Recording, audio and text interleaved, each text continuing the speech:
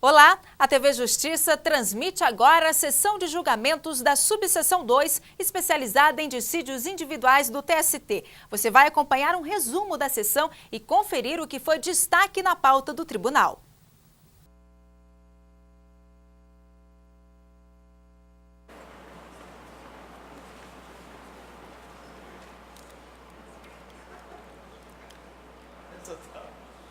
Senta aqui.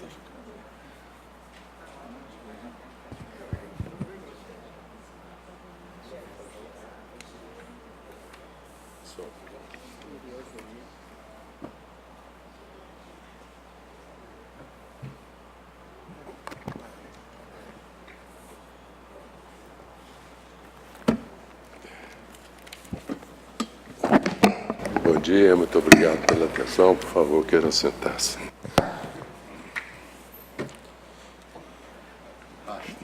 Declaro aberta mais essa sessão da SDI 2 do Tribunal Superior do Trabalho. Cumprimento os eminentes colegas que a compõem. Estendo esses cumprimentos à doutora Ivana Auxiliadora Mendonça Santos, digna sua Procuradora-Geral do Trabalho, senhoras e senhores advogados, senhoras e senhores servidores, na pessoa da doutora Adriana, coordenadora de secretaria desta subseção. Nós temos uns processos com vistas regimentais que serão dadas prioridades. Eu peço a gentileza da doutora Adriana que faça o pregão pela primeira delas. Retorno de vista regimental concedido ao excelentíssimo senhor ministro Capoto Bastos, processo RO 55, dígito 25, de 2012, em que são partes a Associação Profissionalizante do Menor de Belo Horizonte e o Sindicato dos Empregados em Entidades Culturais, Recreativas e outros. O excelentíssimo senhor ministro relator votou no sentido de conhecer do recurso ordinário e, no mérito, negar-lhe provimento. O excelentíssimo senhor ministro Cláudio Brandão votou no sentido de dar provimento ao recurso ordinário quanto ao tema enquadramento sindical da categoria profissional. Não participaram do início do julgamento, excelentíssimos senhores ministros Maria Cristina Peduzzi, Delaide Miranda Arantes e Douglas Rodrigues. Houve sustentação oral. Com a palavra, Sua Excelência, o eminente ministro visitor, ministro Capoto Bastos. Obrigado, presidente. Nós estamos no RO 55, né? Isso.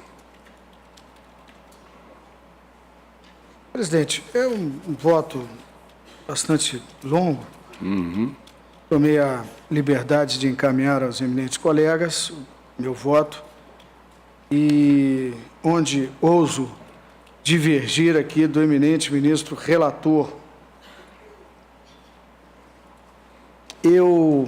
Inicialmente, eu acompanho no que diz respeito à apreciação da questão prejudicial decidida incidentalmente no processo, não faz coisa julgada. Nesse aspecto, eu estou acompanhando Sua Excelência. E prosseguindo no exame, vejo que há também alegação de violação do inciso 5º do artigo 485, sobre alegação de afronta aos artigos 511, parágrafo 2º, 570 da CLT, 8º, 2º da Constituição Federal e 2º, parágrafo 2º e 3º da Lei 8.742/93. Aqui, no particular, uso divergido do eminente relator. Traduzo, senhor presidente, transcrevo a sentença onde traz toda essa questão fática e que envolveu os dois sindicatos.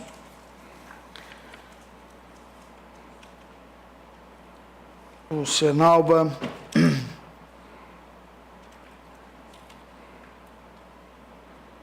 e o Sindipref. O artigo 511, também transcrevo o artigo 511 para começar minha análise, senhor presidente, senhores ministros. Segundo o supracitado artigo, é permitido aos empregados pertencentes à mesma categoria profissional, a qual, diga-se, é definida pela atividade econômica desenvolvida pelo empregador, a associação para fins de estudo, defesa e coordenação de seus interesses. Faço outras considerações a respeito dessa possibilidade, para dizer que na presente ação rescisória deve-se examinar se na sentença rescindenda houve o correto enquadramento jurídico dos fatos apresentados pelas partes, ao se decidir pela legitimidade do sindicato réu para representar a categoria profissional dos empregados da autora. O douto julgador, na decisão rescindenda, reconheceu a condição da autora de entidade filantrópica voltada ao direcionamento e orientação profissional de jovens carentes. Destaco em negrito, enquadrando-a na definição de organizações sociais prevista na Lei Orgânica de Assistência Social, 8.742/93, e onde faço a transcrição dos artigos de lei que promovem este enquadramento. Entendeu-se que, a despeito da autora tratar-se de uma entidade filantrópica, tal circunstância, aspas, não é suficiente para lhe retirar a característica primordial de associação destinada à assistência social, fecho aspas, ante a previsão contida no parágrafo 3º. Ouvidou-se de examinar, contudo, a diferença entre as entidades filantrópicas e as instituições de assistência social sem fins lucrativos previstas no artigo 3º, já mencionado. Impede salientar que tal análise se faz necessária a fim de que se possa constatar se o elemento essencial para o correto enquadramento sindical dos empregados da autora seria a sua condição de entidade filantrópica ou o fato de ser uma organização de assistência social sem fins lucrativos. Transcrevo artigo da Constituição Federal, 199, e também o artigo 1º, parágrafo 1º da Lei 9.790, onde promove-se a conceituação de entidades sem fins lucrativos. Ao pesquisar na doutrina e na jurisprudência a definição para entidade filantrópica, constatei que se trata de uma entidade cujos serviços prestados são integralmente gratuitos, destinados à população carente, diferentemente das instituições genericamente denominadas de sem fins lucrativos, as quais podem cobrar por um determinado percentual dos serviços prestados a fim de garantir a sua manutenção. Desse modo, é possível concluir que toda entidade filantrópica é destituída de finalidade lucrativa, mas nem toda entidade sem fins lucrativos pode ser caracterizada como filantrópica. Por oportuno, trago o seguinte excerto extraído da decisão liminar proferida pelo eminente ministro Marco Aurélio, no exercício da presidência do Supremo Tribunal Federal, onde faz considerações a respeito do parágrafo 7 do artigo 195 da Constituição Federal. E transcrevo, senhor presidente. Assim, estabelecida a distinção entre as organizações de assistência social sem fins lucrativos e as entidades filantrópicas, espécie a que pertence a autora, como reconhecido na sentença rescindenda, mostra-se patente a afronta ao artigo 511, parágrafo 2º da CLT. Impende salientar, entretanto, que não se faz necessário o exame dos estatutos dos sindicatos envolvidos, ante a especificidade da denominação de ambos, a qual é suficiente para a verificação do legítimo representante dos empregados da autora. Com efeito, a ação declaratória julgada procedente foi ajuizada pelo Sindicato dos Empregados em Entidades Culturais, Recreativas de Assistência Social, de Orientação e Formação Profissional do Estado de Minas Gerais, Senalba. Entendeu o douto julgador que este seria o legítimo representante dos empregados da autora em razão das atividades de assistência social por ela desempenhadas.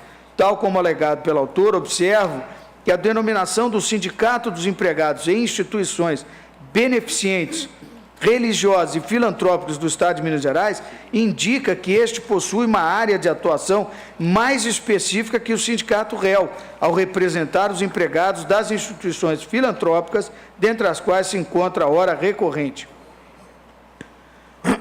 Como visto a Lures, a categoria profissional é definida pela atividade desenvolvida pelo empregador. Assim, ao revés do decidido na sentença rescindenda, o fato da autora ser uma entidade filantrópica é suficiente para afastar a representação pelo Senalba, cujo objeto é mais abrangente. Por fim, ressalto que o douto julgador adotou como segundo fundamento para reconhecer o Senalba como legítimo representante dos empregados da autora a circunstância das homologações serem feitas anteriormente por ele bem como ter havido recolhimento de contribuição sindical em seu favor. Ora, trata-se de uma questão meramente fática que não legitima o seu direito à representação, tampouco faz prova absoluta do correto enquadramento sindical. Como bem afirmado na sentença rescindenda, não é dada aos empregados a liberdade de escolha da entidade sindical que irá representá-los, mas tão somente de decidir filiar-se ou não. Ante o exposto, senhor presidente, senhores ministros, senhor ministro relator, data máxima vênia divirjo do voto apresentado pelo eminente relator, no sentido de dar provimento ao recurso ordinário para, em juízo rescindente, reconhecida a afronta aos artigos 511, parágrafo 2º da CLT, desconstituir a essa sentença em juízo rescisório, julgar improcedentes os pedidos formulados na ação declaratória. É com o voto, senhor presidente. Pois não, muito obrigado. Ministro Alberto Bresciano, gostaria de fazer algumas considerações. Presidente, muito brevemente, eu não fiz nenhuma consideração em torno do fundo da matéria, porque me pareceu, eu aqui me atenho à questão das violações, porque a questão da coisa julgada realmente não há como ser recolhida, e nisso estamos todos de acordo, porque, na verdade, a decisão rescindenda não fez nenhuma consideração em torno da natureza da autora, e assim acaba de confirmar o eminente ministro Caputo Bastos, não há elementos que explicitem o alcance da representatividade de cada sindicato, estatutos não foram considerados sequer o da autora, e por isso é que esses aspectos todos, embora relevantes e importantes, o seriam no julgamento de um recurso ordinário, mas para a ação rescisória me pareceu difícil ultrapassar. Brevemente, presidente, seria só isso. Pois não, muito obrigado.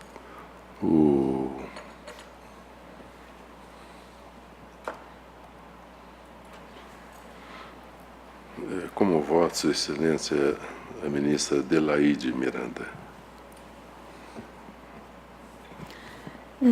Senhor presidente, embora eu não tenha, não participasse da composição da SDI 2, quando levada a julgamento pela primeira vez, eu pude examinar, recebi os votos, voto divergente do ministro Cláudio Brandão e agora do ministro Caputo Bastos. Pelos fundamentos que acabam de ser aqui expendidos, eu acompanho a divergência. Com a devida vênia do ilustre relator. Acompanha a divergência? Sim.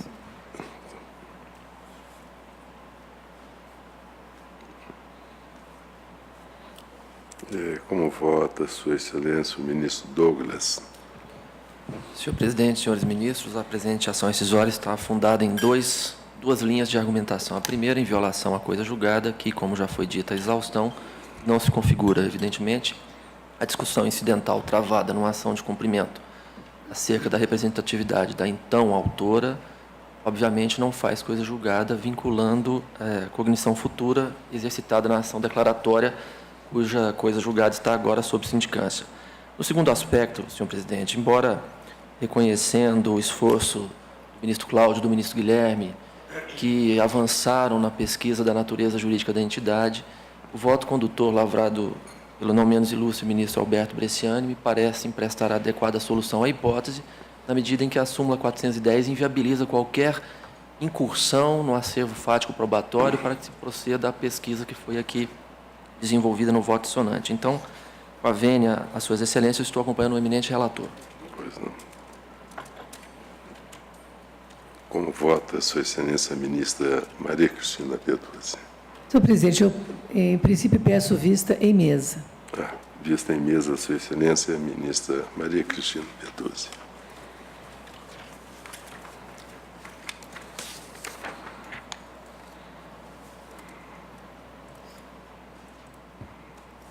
Retorno de vista regimental. Concedido ao excelentíssimo senhor ministro Caputo Bastos, em que é relator excelentíssimo senhor ministro Alexandre Agra Belmonte. Processo RO 18.400, dígito 16 de 2009, em que são partes Telemar Norte-Leste S.A. e Volteres Alencar Miranda. Excelentíssimo senhor ministro relator votou no sentido de conhecer do recurso ordinário, exceto em relação à questão da prescrição total do pedido constante da ação originária, rejeitar as preliminares arguidas pela recorrente e, no mérito, negar provimento ao recurso ordinário e indeferir o pedido de aplicação de multa por litigância de má-fé ao recorrido. Não participaram do início do julgamento, excelentíssimos senhores ministros Alberto Bresciani, Delaide Miranda Arantes e Cláudio Brandão. Não participa desse julgamento, excelentíssimo senhor ministro Douglas Alencar Rodrigues. Houve sustentação oral. Com a palavra, Sua Excelência, o eminente vistor, ministro Caputo Bastos. Presidente, senhores ministros, eu também tomei a liberdade de encaminhar às Suas Excelências meu voto, onde ouso aqui também divergir de Sua Excelência, o eminente relator. E procurei trazer para o voto divergente todas as questões fáticas envolvidas nesse processo, de forma a facilitar a participação de todos os colegas no julgamento. O autor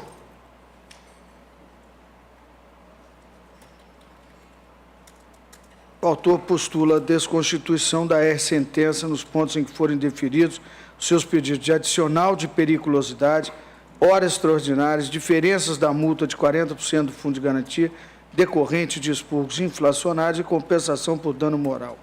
O Tribunal Regional examinar a ação rescisória decidiu julgá-la parcialmente procedente para desconstituir a sentença quanto aos pedidos do adicional de periculosidade e da diferença da multa de 40% do fundo de garantia em razão dos expurgos inflacionários. Aí a interposição de recurso ordinário e suscitando o não cabimento da ação rescisória, por entender que a matéria é controvertida, alega insuficiência do depósito prévio, legitimidade passiva de causa contra o pedido da diferença de multa, bem como a prejudicial de prescrição, no mérito sustenta não ter autor comprovado efetivo exercício da atividade de risco, razão pela qual não faria jus ao adicional de periculosidade. Transcrevo, senhor presidente, senhores ministros, o voto no que importa de Sua Excelência, o eminente relator, quanto a todos os aspectos, esses levantados. Acompanho o eminente relator quanto ao não acolhimento das preliminares suscitadas pela ré, mas, a Pax Mavênia, ouso divergir quanto ao mérito pelas razões que venho de expor, senhor presidente. Conforme já consignado, o autor aponta a violação dos artigos 7º, 13 da Constituição Federal e 1º da Lei 7.369, de 85, no ponto da sentença em que teve indeferido o pedido de adicional de periculosidade. E transcrevo, senhor presidente, o teor da sentença.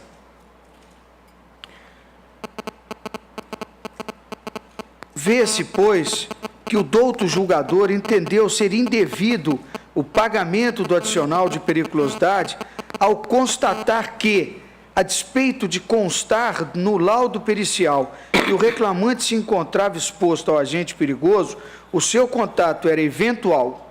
Insta a salientar que tal conclusão foi extraída do depoimento pessoal do próprio empregado. No venerando acórdão ora recorrido, o egrégio Tribunal Regional decidiu julgar procedente o pedido de corte rescisório, sob o seguinte fundamento. E aí, também, transcrevo, senhor presidente, transcrição bastante longa, rigorosamente sobre essa questão do adicional de periculosidade, porque entendeu de dar este corte rescisório no que importa este tempo. Ao analisar o acórdão recorrido, verifico que o egrégio Tribunal Regional não se limitou à conclusão contida na sentença rescindenda, uma vez que buscou outros elementos de convencimento a partir das provas produzidas na ação originária, em especial o laudo pericial, cujos trechos foram transcritos na decisão supracitada. É-se disso que, em sede de ação rescisória, ajuizada com base no inciso 5º do artigo 485 do CPC, tal como ocorre no caso em exame, não se admite o reexame de fatos e provas, segundo a orientação perfilhada na súmula 410. Assim, entendo que a Egrégia Corte de Origem, ao julgar procedente a ação rescisória com base no laudo pericial, desconsiderando a conclusão contida na sentença rescindenda, contrariou o entendimento do referido verbete jurisprudencial. Verifico, inclusive, que o eminente ministro relator, em seu voto, entende que se faz necessário o exame das provas existentes nos autos originários para desconstituir a sentença. Se não, vejamos o seguinte excerto.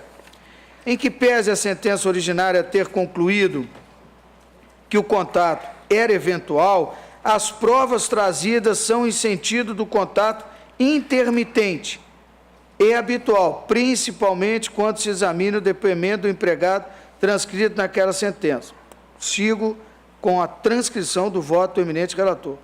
Como visto, a demanda foi dirimida com base no exame das provas citadas e transcritas na decisão originária, concluindo o egrégio TRT, quando do julgamento da ação rescisória, pelo potencial risco nas atividades desempenhadas pelo recorrido, fecho aspas. Ora, impende salientar que o fato do depoimento do empregado estar transcrito na decisão rescindenda não descaracteriza como meio de prova a afastar a incidência da súmula 410 ao caso, ainda mais em se considerando que seria necessário o seu exame, em conjunto com a conclusão exarada em laudo pericial, para concluir-se de forma diversa do julgador originário. Dessa forma, diverge do eminente ministro relator para, com base na vedação contida na súmula 410, dar provimento ao recurso ordinário para, no particular, julgando improcedente os pedidos constantes nesta ação rescisória.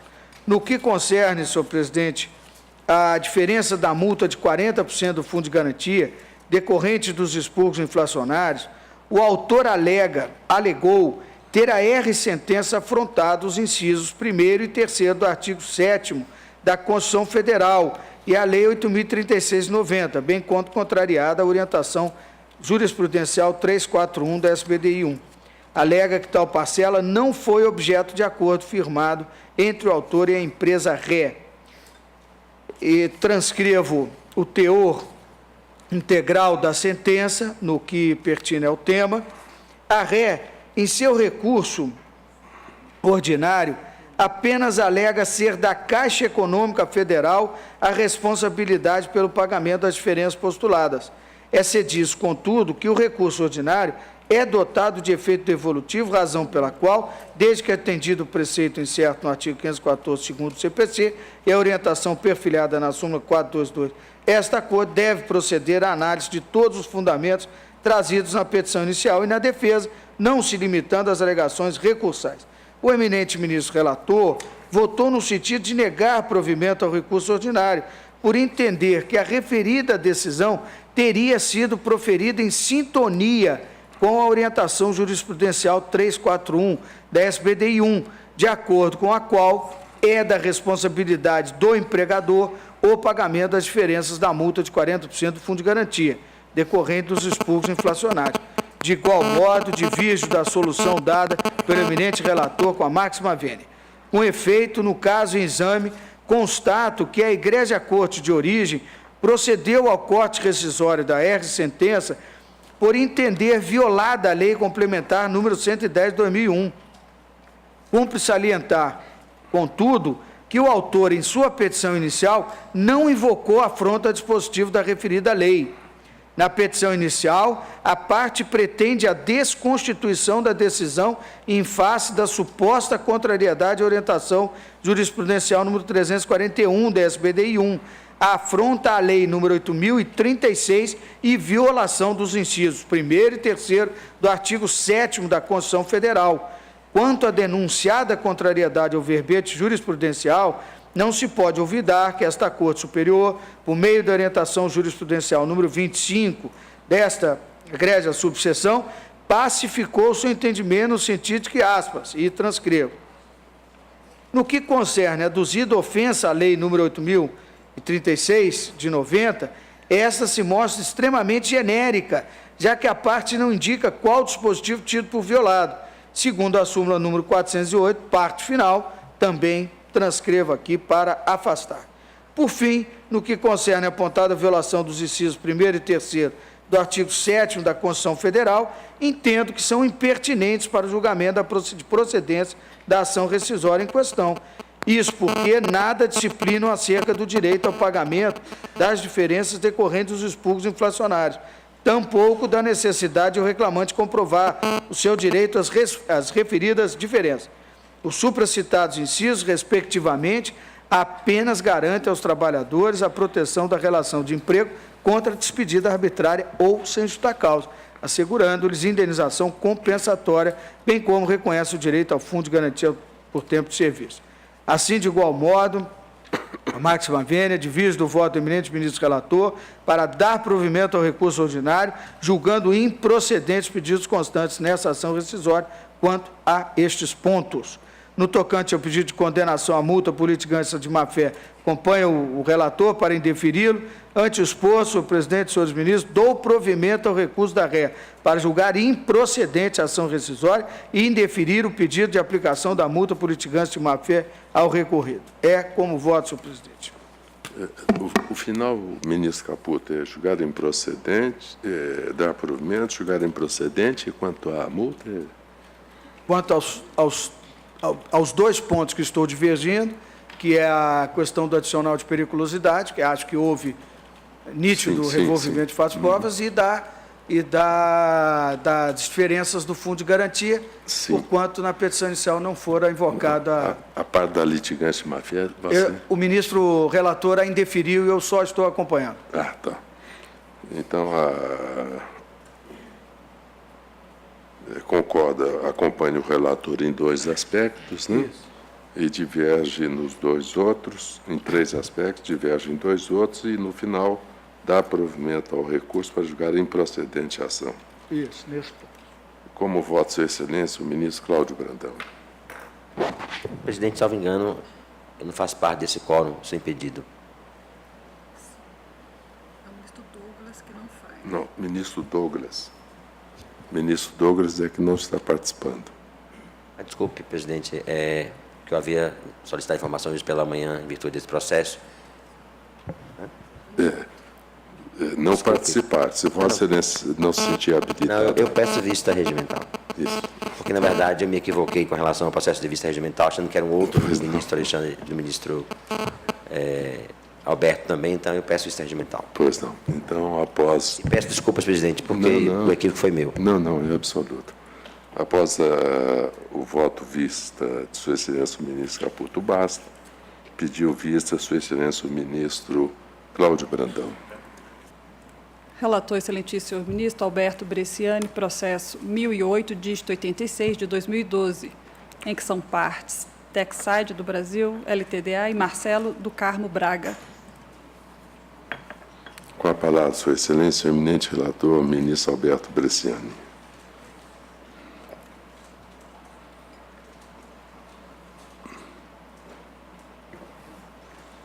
Senhor presidente, o processo é oriundo da terceira região, julgou improcedente a ação rescisória ajuizada com fundamento no artigo 485, incisos 3, 5 e 6, buscando desconstituir sentença proferida na quarta vara do trabalho de Betim, em Minas Gerais. Eu conheço do recurso a questão que se coloca a ocorrência de dolo da parte vencedora em detrimento da parte vencida, em função de prova testemunhal falsa. A parte sustenta ou divisa o dolo pelo depoimento falso de uma das testemunhas arroladas pelo ora réu, fato que acarretaria a falsidade da prova, bem como a violação literal de dispositivo legal, artigo 415 do CPC.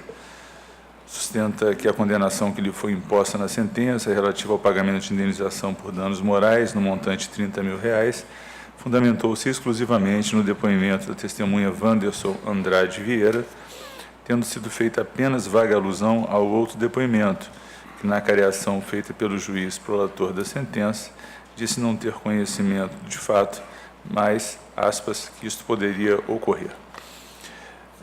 Na verdade, no processo matriz se discutia conduta antissindical e, em depoimento, a testemunha apontada pela parte asseverou que o superior hierárquico, o líder Juliano, proibia os empregados de conversar com membros da CIPA e do sindicato. Disse a decisão rescindenda: urge ressaltar que tal depoimento não foi mitigado pelo testemunho do senhor Alexandre Queiroz Evaristo, que durante a cariação admitiu a possibilidade de ocorrência de tal fato. Em síntese, senhor presidente, o voto é mais longo. O fato é que a decisão rescindenda não se apoiou unicamente no depoimento da testemunha Wanderson, e, de qualquer forma, não há qualquer indício de que sua informação fosse falsa, até porque, nos moldes conforme lançada a decisão, confirmado o depoimento pela outra testemunha. Por isso, também não haveria a violação apontada. E também não se pode divisar dolo na produção de prova de maneira lícita. Com relação ao depósito prévio, também a parte afirma a inaplicabilidade do artigo 5º da instituição normativa, na medida em que a presente ação rescisória foi apresentada na fase de execução da sentença. A providência do artigo prevista no artigo 5º da instituição normativa 31 não corresponde à garantia de juízo, é multa, por isso não há provimento possível. Em síntese, a proposta no sentido de negar provimento ao recurso ordinário. Pois não, muito obrigado, ministro Bresciani.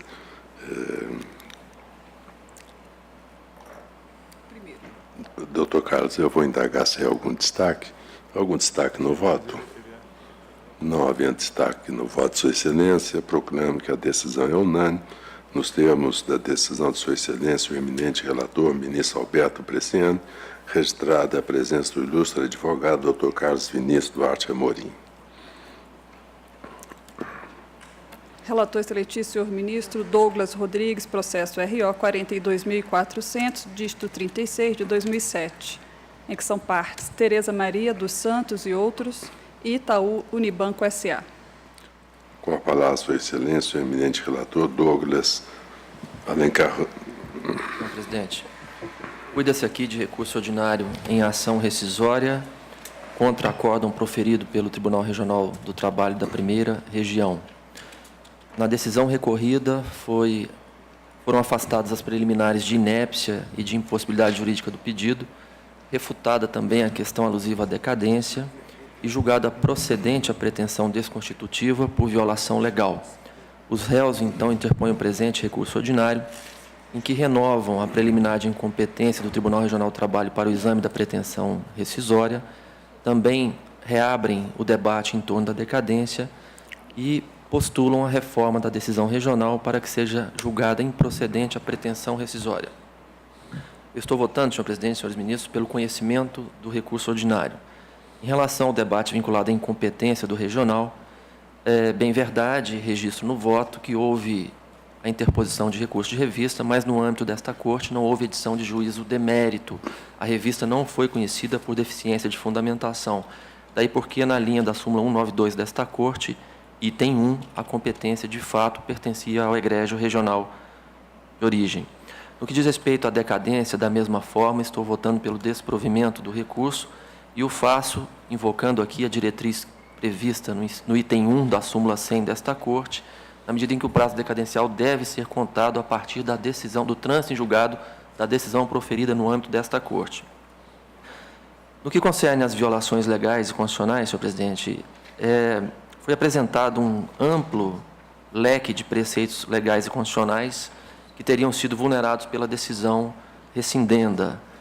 Indica a autora o artigo 7º, inciso 1 da Constituição, o artigo 10, inciso 1 do ato das disposições constitucionais transitórias, o artigo 37, inciso 2, o artigo 173, parágrafo 1º, inciso 2 da Constituição, o artigo 5º, inciso 2 também da Constituição, o artigo 18, caput e parágrafo 1º da Lei 8036 de 90. Em síntese, o que ocorreu na ação originária foi o deferimento do direito à reintegração dos réus, com base em vários fundamentos, entre eles a própria Convenção 158 da OIT e ainda o artigo 7º, inciso 1 da Constituição. Há, na ação rescisória, ainda a alegação de violação aos parágrafos 1º e 2º do artigo 515 do Código de Processo Civil.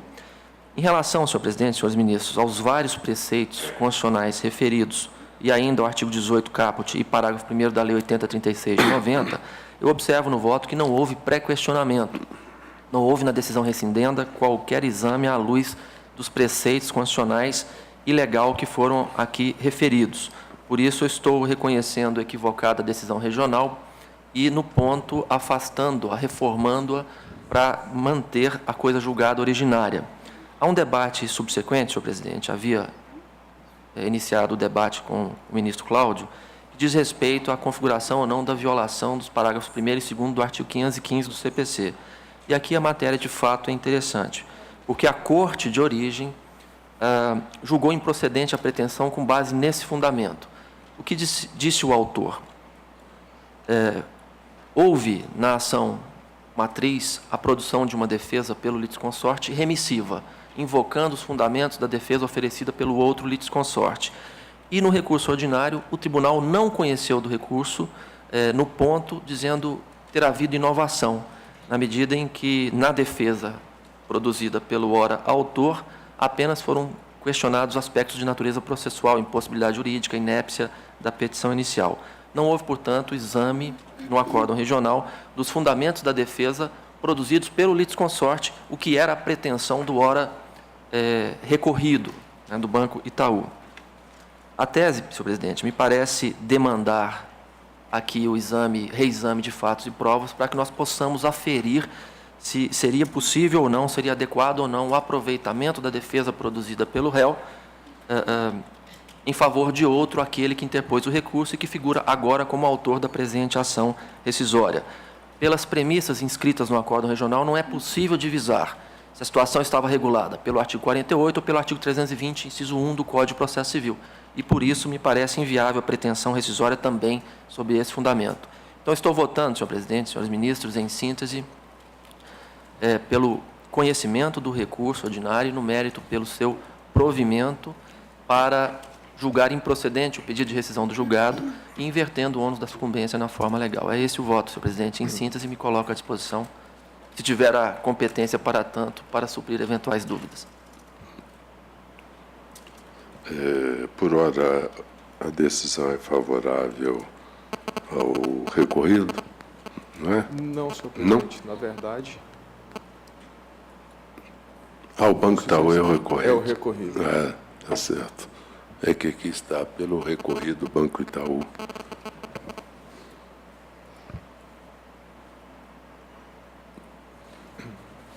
Então deve ter havido alguma recorrente, Tereza Maria dos Santos, e recorrido Itaú.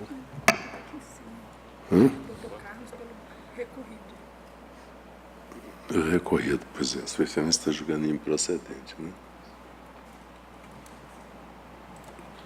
É que está constando como recorrido o Banco Itaú. Isso, mas eu acho que é isso mesmo, porque a Sua Excelência está conhecendo e provendo o recurso dos réus. Está dando provimento ao recurso. Isso. Não, desculpe, o engano foi meu. Pretende fazer uso da palavra? Rapidamente, pois não, pelo tempo regimental. Senhor presidente, senhores ministros, ilustre representante do Ministério Público, exceção, a matéria de fundo é conhecida, é a questão da necessidade ou não de motivação para a dispensa dos empregados de empresas públicas e sociedades de economia mista. Se compreendi, Sua Excelência, o eminente relator, está provendo o recurso dos empregados, trazendo como um dos fundamentos a falta de pré-questionamento dos dispositivos constitucionais na decisão rescindenda. Aqui, egrégia subseção, peço vênia para chamar a atenção de Vossas Excelências no que diz respeito à súmula 298 desta Corte, de que o pré-questionamento não se dá exatamente em relação ao dispositivo, forma especial, o artigo tal foi violado, mas sim em relação à matéria discutida. E exatamente a hipótese dos autos. O que se discute é se há ou não a necessidade de motivação com base no artigo 37 da Constituição Federal para se demitir empregado público e sociedade de economia mista. Mas vou além, senhor presidente, senhores ministros. A sentença que determinou a reintegração dos empregados, mantida pela Corte Regional, o faz invocando expressamente o artigo 37 da Constituição. Tal está no sequencial 195 dos autos eletrônicos, em que a sentença afirma, é verdade também com base na Convenção Coletiva 198, mas, principalmente, peço vênia para ler esse trecho em que a sentença de mérito faz referência ao artigo 37 da Constituição Federal. Abro aspas. O réu tem natureza jurídica de sociedade de economia mista, portanto, vinculada à administração pública indireta, prestando serviço público, pois mesmo a atividade exercida e desempenhada por particular, se realizada sob a administração do Estado no cumprimento de seus fins, passará à atividade pública. Traz mais um parágrafo e prossegue. Assim, partindo do princípio que as normas são editadas para regular situações normais, concluímos que as sociedades de economia mista sujeitam-se à observância dos princípios inscritos no artigo 37, caput da Constituição da República em vigor. E prossegue, ou seja, além do dispositivo constitucional ter sido expressamente invocado na decisão, na sentença, que foi mantida pelo regional, ainda que assim não fosse, a matéria discutida foi pré-questionada, o que atende ao requisito do pré-questionamento esculpido na súmula 298 dessa Corte. E considerando também, senhor presidente, que o banco ele foi privatizado. Então, tem um fato trazido no próprio acórdão regional da rescisória, de que desde 1997 o banco foi sucedido pelo Banco Itaú. Existem decisões dessa Corte, inclusive da SDI 2, e a privatização do banco afasta a necessidade de motivação, principalmente porque o dever de motivar, esculpido no 37 da Constituição Federal, está dirigido ao gestor público. Então, a partir do momento que o empregador é um empregador privado, esse dispositivo legal não alcança. Então, são por esses fundamentos que se espera pela manutenção da decisão recorrida. Muito obrigado. Ministro Douglas. Senhor presidente, Excelência Ilustre Advogado fez alusão à sentença e eu transcrevo no voto inteiro o teor do acórdão.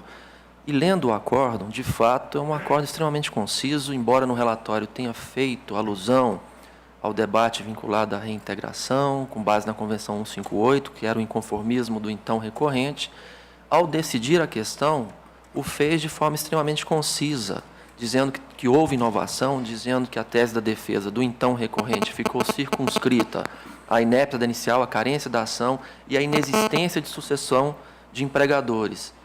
E, quanto ao mérito, aduziu repórter do defendente por cautela aos termos da defesa do primeiro reclamado. Então, efetivamente, todos os aspectos referidos, vinculados aos diversos preceitos legais e constitucionais já mencionados, não foram debatidos na decisão rescindenda. Por isso que eu estou com a vênia ao ilustre advogado ratificando o voto. Algum destaque no voto, Sua Excelência? Proclamo que a decisão é unânime, nos termos do voto do eminente relator, ministro Douglas Alencar, e acrescentaria que, como Sua Excelência, com a inteligência que o distingue, colocou-se dentro do estrito limite da ação rescisória. Quer dizer, é certo que na sentença se possa ter aberto tese em torno do 37, mas no acordo não se abriu a tese. E como o acordo substitui a sentença, não há como se ir à sentença para extrair, não pré-questionamento, que não existe em ação rescisória, mas tese pertinente à matéria tratada no artigo que se pretende violado para desconstituir. Pedindo vênia ao ilustre advogado, também acompanho o voto de Sua Excelência e proclamo que a decisão é unânime nos termos do voto do eminente relator Douglas de Alencar Rodrigues. Relator excelentíssimo, senhor ministro Alberto Bresciani, processo RO 3.605, dígito 89, de 2011, em que são partes Francisco Cerqueira Rios e Eletropaulo Metropolitana Eletricidade de São Paulo, S.A. Impedida, excelentíssima senhora ministra Maria Cristina Peduzzi. Com a palavra, sua excelência, o eminente relator, ministro Alberto Bresciani.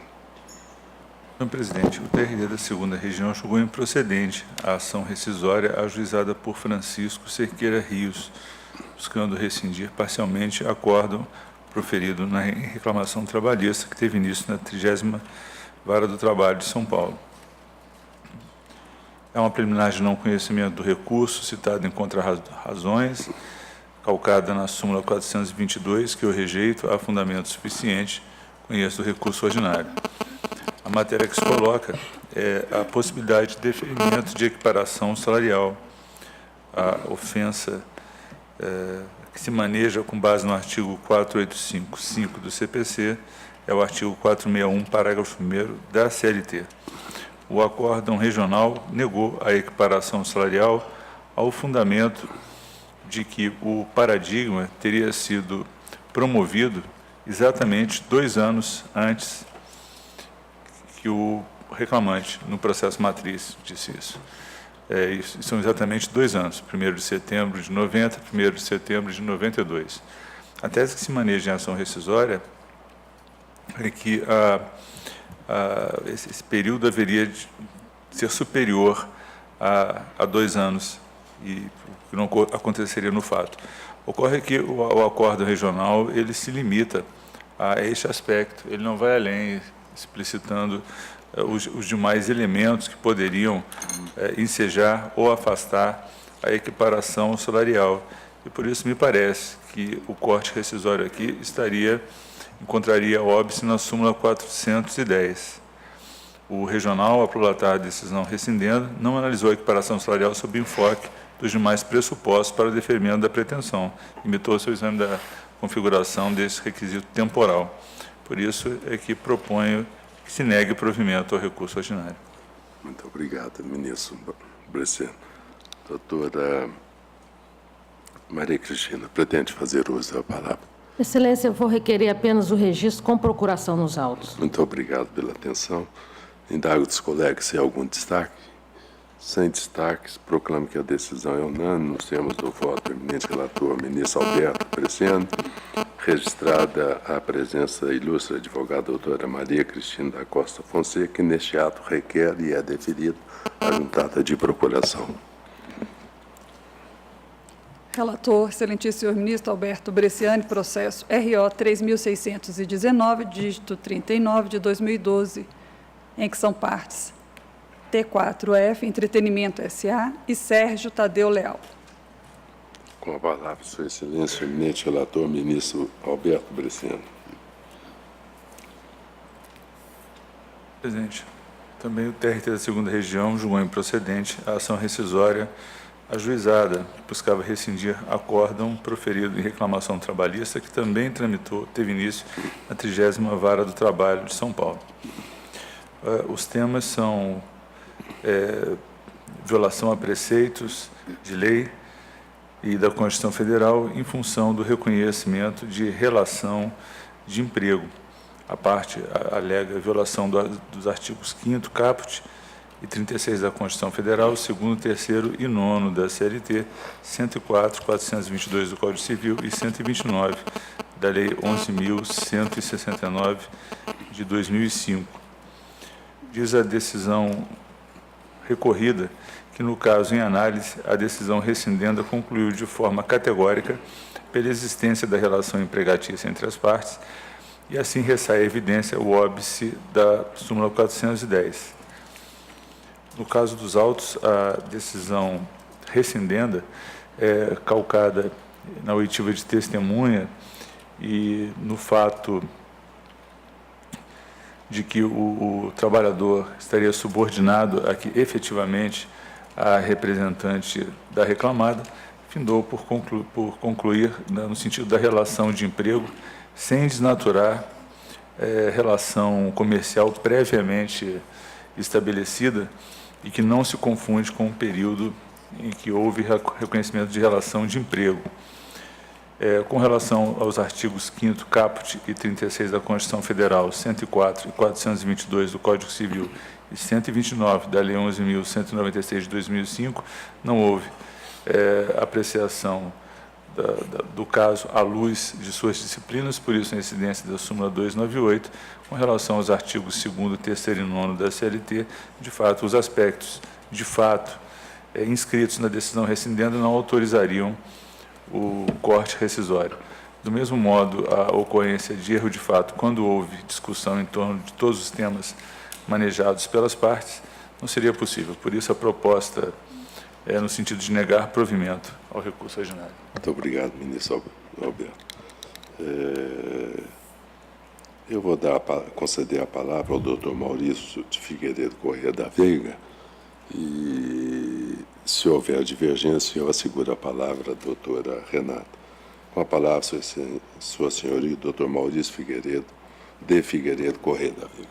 Senhor presidente, com procuração nos autos, pelo recorrente, peço uso da palavra. Senhor presidente, senhores ministros, o presente caso ele é extremamente interessante, porque, apesar da aplicação da súmula 410 pelo tribunal de origem, a decisão rescindenda traz todos os elementos de direito e de fato necessários e possíveis do correto enquadramento por essa Corte. É que, no presente caso, o réu da ação rescisória e reclamante, ele é empresário do ramo artístico desde 1998. Era sócio de uma empresa chamada Star Music, que fazia intermediação na venda de publicidade para canais de televisão, revistas e empresas de comunicação. Ele tinha mais 2 sócios, Paulo Eduardo e Luiz Ricardo.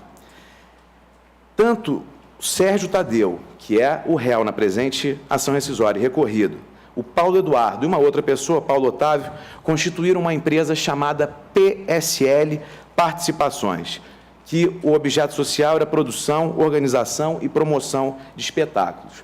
No ano de 2001, a empresa PSL, cujo um dos sócios era o réu da presente ação rescisória, e a hora recorrente e autora da ação rescisória, T4F, que à época se chamava CIEE Brasil, constituíram uma empresa chamada CIEE Marketing Limitada. E o objetivo dessa parceria comercial era aliar a experiência em captação de clientes da PSL, com estrutura e experiência da CIEE, autora e recorrente da ação rescisória.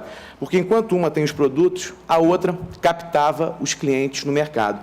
Portanto, relação estritamente comercial. Nunca a relação foi diretamente com o reclamante, ora réu, da ação rescisória.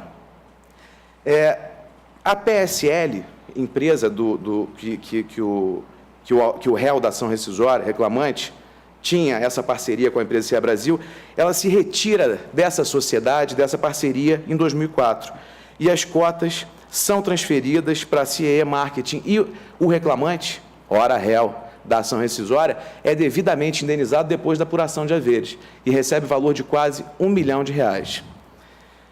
A empresa Star Music, que era do réu da presente ação rescisória, celebra contrato de prestação de serviços com a autora, T4F, e o objetivo era exatamente a realização de serviços de intermediação e angariação de contratos de patrocínio e apoio publicitário. Essa parceria comercial é estabelecida no ano de 2004. E por que é importante trazer esses elementos, senhor presidente e senhores ministros? É porque o acórdão que se pretende rescindir, ele diz que tais fatos são irrelevantes, porque são pretéritos à declaração do vínculo de emprego. Porém, tais fatos são de grande relevância e foram trazidos no acórdão rescindendo. que diz o seguinte, está a folha 187 dos presentes autos, aspas, é que do minucioso exame dos elementos probatórios hospedados nos autos, chega-se à ilação de que a contratação do autor por meio da Star Music Brasil teve por escopo unicamente evitar a formação da relação de emprego entre as partes, atraindo a incidência do artigo 9º consolidado, ante a fraude amplamente caracterizada, desvencilhando-se o obreiro do mistério que lhe competia. Nesse aspecto, o artigo 818 da CLT e 331 do CPC.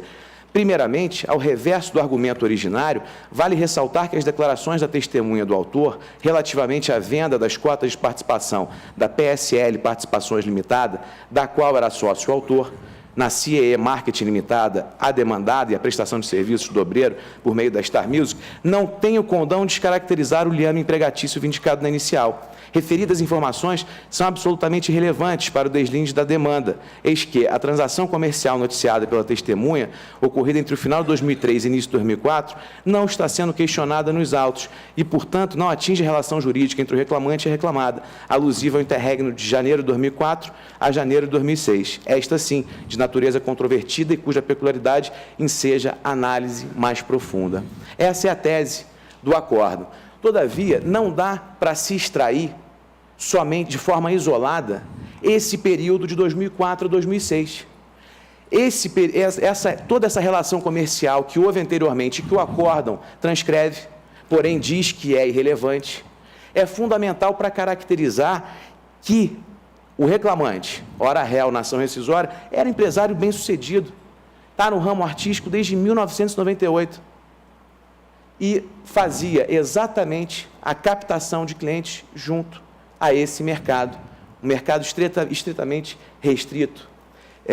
E nesse sentido, a tese do acórdão rescindendo é contrária ao artigo 129 da Lei do Bem, a Lei 11.196 de 2005, que apesar de não ter sido mencionada ali expressamente, a tese é exatamente contrária, é o que se sustenta no presente recurso. E também os princípios da boa-fé contratual, artigo 422 do Código Civil. Não há como se analisar de forma isolada aquele período de 2004 a 2006.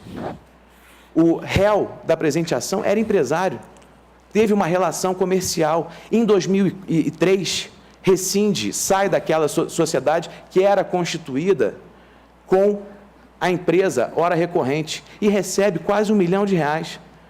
Foram R$910 mil a título de apuração de haveres.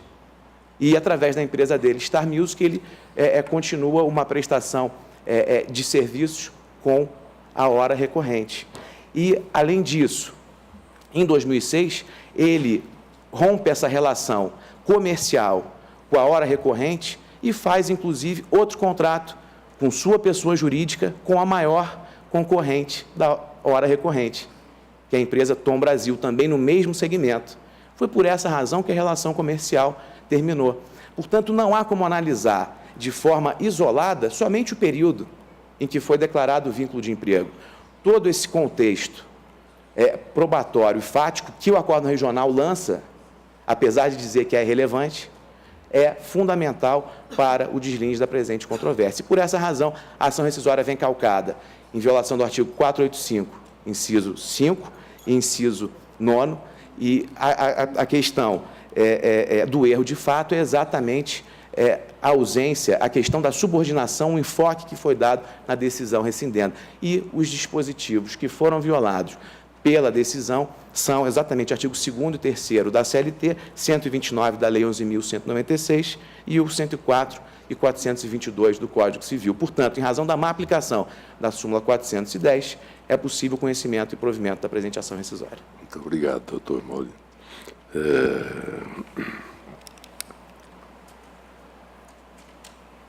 Ministro Alberto Bresciani. Senhor presidente, algumas considerações. Voltando a frisar que a questão relativa à Lei 11.196 não foi objeto de análise em nenhum momento, preciso acrescentar que o acordo regional não se resumiu à parte lida pelo doutor Maurício, que de fato está transcrita no voto também, mas prosseguiu o regional. Em segundo lugar, não atentou a meritíssima vara de origem ao preciso depoimento da testemunha acima referida, no sentido de que o demandante submetia-se às ordens da ré na pessoa do senhor Fernando Altério, Ademais, dita testemunha asseverou que, aspas, o reclamante não poderia mandar terceiros trabalhar em seu lugar. Tal empresa, Star Music, não possuía nenhuma sala e nenhum representante na sede da reclamada. O reclamante trabalhava como qualquer funcionário comum, não se declarando como representante da Star Music, folha 57 e 58, o que também conduz à subordinação e à pessoalidade que a defesa tenta ocultar documentalmente. Por outro vértice, depreende do contrato social da Ré que, dentre outras atividades, a CIE Brasil S.A. tem por objeto social a administração, promoção, organização, agenciamento, programação e execução no país ou no exterior de eventos desportivos, artísticos, culturais, shows, espetáculos, comercialização de ingressos, bebidas, brindes, materiais promocionais em casas de espetáculos em geral, teatros, cinemas, ginásios e estádios, assim como a prestação de serviços de publicidade em geral, aquisição, negociação, transferência de direitos publicitários, agenciamento de propaganda e publicidade e sua execução e divulgação em veículos de imprensa falada, escrita e televisionada. A reclamada, por sua vez, afirma em defesa que celebrou contrato de prestação de serviços com a Star Music Brasil Limitada para a realização de, aspas, serviços consistentes na intermediação e angariação de contratos de patrocínio ou apoio publicitário e promocional, inclusive a permissão de usos e nomes e marcas institucionais para casas de espetáculos, espaços culturais e esportivos e congêneres, bem como a locação de suítes em casas de espetáculos, o que por si só já induz à fraude perpetrada, artigo 9º da CLT, na medida em que, diante dos princípios que informam o direito do trabalho, permanece inconcebível a terceirização de tarefas essenciais à consecução da atividade fim empresarial, exatamente o que ocorreu em caso. Diante do contexto acima enfatizado, a prestação pessoal de serviços pelo apelante em benefício da recorrida, de forma não eventual e mediante remuneração, restou em controvérsia nos autos. E continua o regional. Por isso é que se evoca a súmula 410. De fato, os fatos estão expostos no acordo regional, mas, na verdade, de forma favorável ao trabalhador. E para se concluir de forma diversa, aí sim seria necessário revolver fatos e provas. Seria isso, presidente. Indago dos colegas se há algum destaque no voto de Sua Excelência. Não havendo destaques, proclamo que a decisão é unânime no sentido do voto do eminente relator, ministro Alberto Bresciani, consignada a presença da ilustre advogada doutora Renata Aloíse de Freitas, com procuração nos autos. Eu requero a juntada do subestabelecimento, Excelência. Deferir juntada do subestabelecimento. Eu só me permitiria fazer um acréscimo muito insignificante perto das colocações de Sua Excelência o ministro Alberto Bresciani. Quando se circunscreveu a sustentação oral, muito bem conduzida pelo doutor Maurício, em considerar relevante ou não relevante o período anterior em que trabalhara como vendedor autônomo e ali acertara, essa discussão, se é ou não é relevante, ela remete à conhecida questão de erro de julgamento, eventual erro de julgamento que o juiz tenha entendido irrelevante e agora se entende relevante, o que cai na vala comum da justiça ou injustiça da sentença nesse tópico, que evidentemente não é suscitável em ação rescisória. Pedindo vênia sempre brilhante, sustentação do ilustre advogado, acompanhe também o eminente relator e assim se decide. Relator excelentíssimo, senhor ministro Alberto Bresciani, processo RO 404.100, dígito 71 de 2006, em que são partes José Eduardo Pinto de Oliveira e Banco Santander Brasil S.A. e outra. Impedida, excelentíssima senhora ministra Maria Cristina Peduzzi. Com a palavra, Sua Excelência, o eminente ministro Alberto Bresciani. Senhor presidente, a matéria já é conhecida, envolve o tema da OJ transitória 41 da SDI1 desta Corte, na questão de complementação de aposentadoria envolvendo a Fundação Clemente de Faria. Eu cito aqui precedentes do ministro Emanuel Pereira, do ministro Renato de Lacerda Paiva, do ministro Gelson de Azevedo. A questão já vem se repetindo no âmbito da SDI 2 ao longo dos anos. Por isso eu peço vênia para, resumidamente, conhecer do recurso ordinário dos autores e do recurso ordinário adesivo do réu, negar provimento ao recurso ordinário adesivo do réu, dar provimento ao recurso ordinário dos autores para, reconhecendo a ofensa ao artigo 536, julgar procedente a ação, rescindindo parcialmente o acórdão de folhas, proferido nos autos da reclamação trabalhista, por unanimidade, em juízo rescisório, proferir novo julgamento para dar provimento ao recurso ordinário dos reclamados, a fim de excluir da condenação as diferenças salariais da complementação de aposentadoria, julgando assim procedente reclamação trabalhista. Custas pelo reclamante, calculadas sobre o valor arbitrado, custas pelo réu na ação rescisória, honorários advocatícios pelo réu. Doutora Márcia.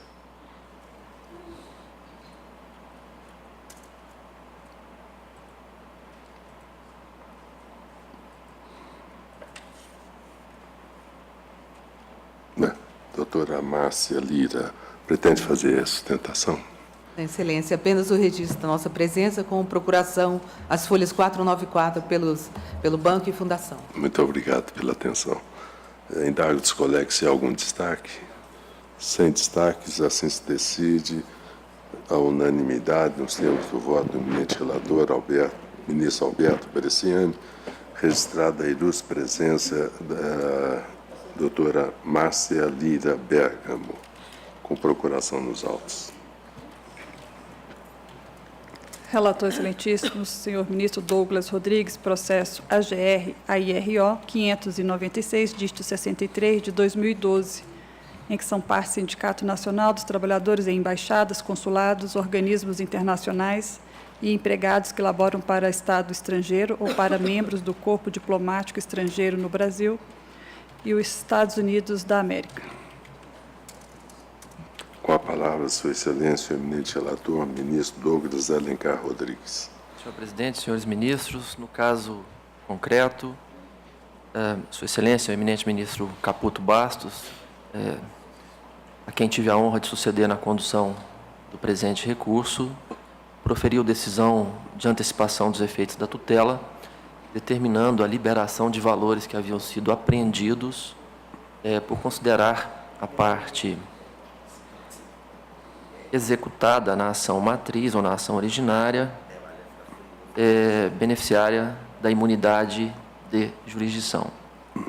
Houve, então, a oposição de embargos declaratórios que foram convertidos em agravo regimental em razão da pretensão infringente neles deduzida. E a matéria, senhor presidente, senhores ministros, de mérito, diz respeito exatamente à compreensão que se deve emprestar ao valor que foi obtido com o leilão de bens pertencentes à embaixada, ou melhor, aos Estados Unidos da América. Sua Excelência, o eminente relator anterior, compreendeu que aqueles valores estavam também alcançados pela imunidade de execução ou de jurisdição e o fez precisamente por não divisar possibilidade jurídica de dissociá-los, dissociar o produto do leilão judicial de bens realizado pelos Estados Unidos da América da sua função precípua aqui no caso representado pela embaixada de representação diplomática. Senhor presidente, senhores ministros, eu não vejo razão de ordem jurídica que nos conduza a uma compreensão distinta e por isso estou votando pelo desprovimento, conhecimento e desprovimento do presente agravo regimental. Em síntese, senhor presidente. Imóveis da embaixada que venderam e compraram outros, mas a destinação continua a mesma. O produto do leilão foi arrestado e Sua Excelência proferiu a liberação em decisão interlocutória. Pois não. Presente agravo de instrumento. Não há sustentação oral, doutora, nesse agravo. Indago dos colegas se há algum destaque. De acordo. De acordo. Sem destaques. Senhor ministro presidente, eu gostaria apenas de juntar o instrumento de mandado. Como não há sustentação oral, então não há como juntar contestação ou... Desculpe. Então, assim se decide a unanimidade nos termos do voto do eminente relator. Senhor presidente, eu estou habilitada a votar no processo que pedi vista em mesa. ministro Douglas Rodrigues. Então, chamamos o... Retorno de vista em mesa concedido à excelentíssima senhora Maria Cristina Peduzzi, processo RO 55, dígito 25, de 2012. Pois não, com a palavra, Sua Excelência, a eminente ministra Maria Cristina Peduzzi. Senhor presidente, senhores ministros, vou direto, a questão já foi bem debatida em sessão anterior e nesta, e com votos do relator e dos ministros que divergiram e realizaram exame aprofundado da matéria, e vou direto ao tema do enquadramento, que é onde se coloca a divergência, do enquadramento sindical. E o acórdão, ora recorrido, considerou os seguintes aspectos. A atividade do demandado enquadra-se legalmente dentre aquelas consideradas como de assistência social. Segundo, a defesa dos interesses dos empregados da Asprom era feita inicialmente pelo Senal. E 3, não há que se falar em direito constitucional de liberdade de escolha da representação sindical, mas sim em enquadramento com base na atividade preponderante do empregador. E, por conta disso, declaro que o demandante é o representante da categoria profissional do Asprom. Então, esses foram os 3 fundamentos que conduziram à decisão, ora recorrida, a afirmar a representatividade sindical da associação, ora recorrente, pelo Senalba. O eminente ministro relator entende que, em sede de ação rescisória, não se poderia avançar para determinar outra decisão. Já os ministros que divergiram, o ministro Cláudio Brandão e o ministro Guilherme Caputo Bastos, e eu aqui estou, evidentemente, sintetizando, entendem que esses fundamentos não seriam suficientes para impedir, já que se afirma a natureza de entidade beneficente e de assistência social sem fins lucrativos por parte da ora recorrente, e estes fatos são examinados, são incontroversos, são debatidos no próprio acórdão recorrido, considerando que a Senalba tem uma entidade, um sindicato bem mais antigo, isso justifica o recolhimento e a filiação precedente a ele.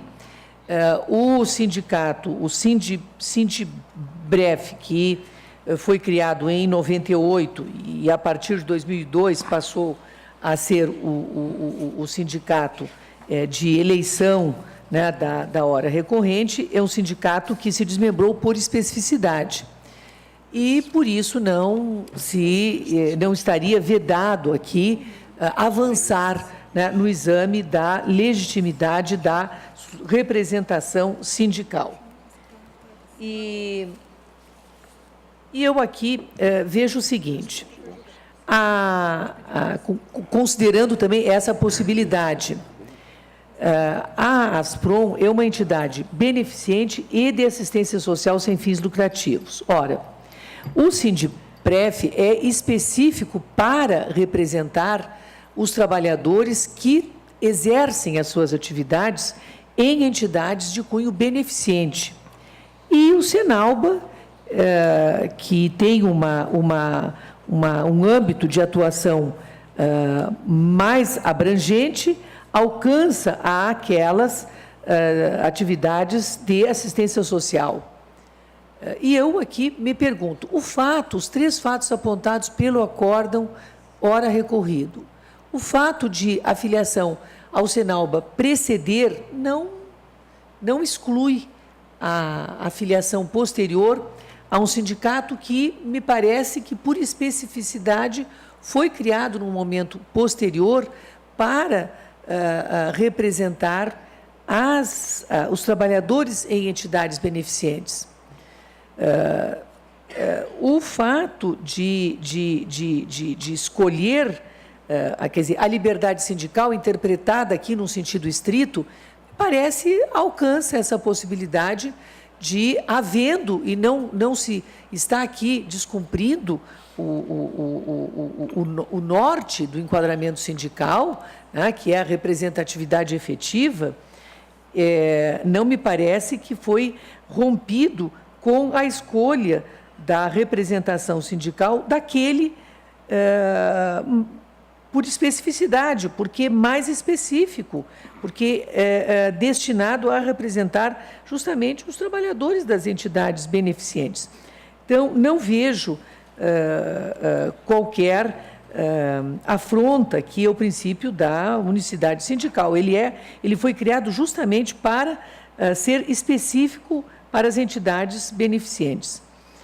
E portanto, acho que a liberdade de desfiliar-se do mais abrangente para escolher uma filiação que é específica é um direito da recorrente. Por isso que, com todas as vênias ao ministro relator, nesse ponto e apenas no tópico referente ao enquadramento sindical, eu peço vênia para acompanhar a divergência. Muito obrigado, ministra Peduzzi. Com voto, ministro Emanuel Pereira. Senhor presidente, nesse processo, a questão enquadramento, ela é limítrofe. Então, nós teríamos que eleger um critério para tirar a controvérsia dessa zona cinzenta. Para isso, presidente, eu vou ficar com a interpretação autêntica conferida no artigo 2º, inciso 1, a linha B e C da Lei 8.742, segundo a qual a assistência social abrange o amparo ao adolescente carente e a promoção da integração ao mercado de trabalho. A sentença rescindenda deixa claro qual é o objeto social da ASPROM, que consiste em prestar, aspas, assistência social e de educação profissional, atuando na orientação, na formação e no amparo a jovens carentes. Assim, senhor presidente, senhores ministros, fiando-me pela interpretação autêntica do que seria assistência social e pelos objetivos da ASPROM, entendo que a representação dos empregados da associação cabe ao Senalba. Filantropia, senhor presidente, não indica uma atividade específica, mas apenas o modo de se realizar uma prestação de serviço, tanto que sua origem vem do grego, significa amor e humanidade. Logo, qualquer atividade que implique humanismo poderá ser enquadrada como filantropia, o que revela o caráter mais genérico do Sindibref. Por esses fundamentos, senhor presidente, eu vou pedir a máxima vênia à divergência para acompanhar o relator. Pois não. Muito obrigado, ministro Emanuel. Nós estamos em ação rescisória e a colocação de Sua Excelência, o ministro Bresciani, segue a nossa jurisprudência. A decisão rescindenda tratou tanto a filantropia, a entidade filantrópica, como a atividade de fins sociais, sem a distinção que se introduz agora. Então, o que nós estamos a fazer? Rejulgando a ação. Nós estamos salientando que, na realidade, houve um erro de julgamento, mas sem que o tribunal explicitasse em que se distinguissem essas duas. Para o tribunal não há distinção, ele sai um enveredou por um outro caminho. Nós trouxemos um terceiro elemento que não está explicitado na decisão rescindenda, e aí caímos naquela questão recorrente da ação rescisória, que ela é técnica, muito estreita, porque ela desconstitui a coisa julgada material, e é preciso termos uma certa reserva, não porque devamos tê-la assim porque queremos, mas porque a doutrina é uníssona, no sentido de que ela não é um instrumento para se fazer justiça ou injustiça, reparar erro de julgamento. E aqui nem há tese. A tese que se colocou fazendo a distinção entre entidade filantrópica e entidade de fins sociais. Como não houve essa tese, nós abrimos a tese aqui, nós estamos dando a ação rescisória com a devida vênia, aquilo que Sua Excelência, o ministro Bresciani, disse-o muito bem, um caráter recursal para reexaminar a questão. Por isso, pedindo vênia de divergência, eu acompanho o eminente relator, e aqui são 4 votos, e usando da prerrogativa do voto prevalente da presidência, do qual não gosto de fazer uso, eu acompanho o relator e proclamo que, por voto prevalente da presidência, voto prioritário da presidência, prevaleceu o voto de Sua Excelência o relator, ministro Alberto Bresciani, que votou no sentido de conhecer do recurso ordinário e no mérito negou-lhe provimento, vencidos os excelentíssimos ministros Cláudio Brandão, Caputo Bastos, Delaide Miranda e ministra Cristina Peduzzi. É a decisão. Presidente, Pois não. eu gostaria de pedir juntada de voto vencido. Pois não. Apenas para deixar claro a posição que adotei com relação à Claro. questão. Declaração de voto vencido ao pé do acordo pelo eminente ministro Caputo Bastos. Também eu, senhor presidente. Também eu, pelo senhor presidente, eminente beleza. ministro Cláudio Brandão.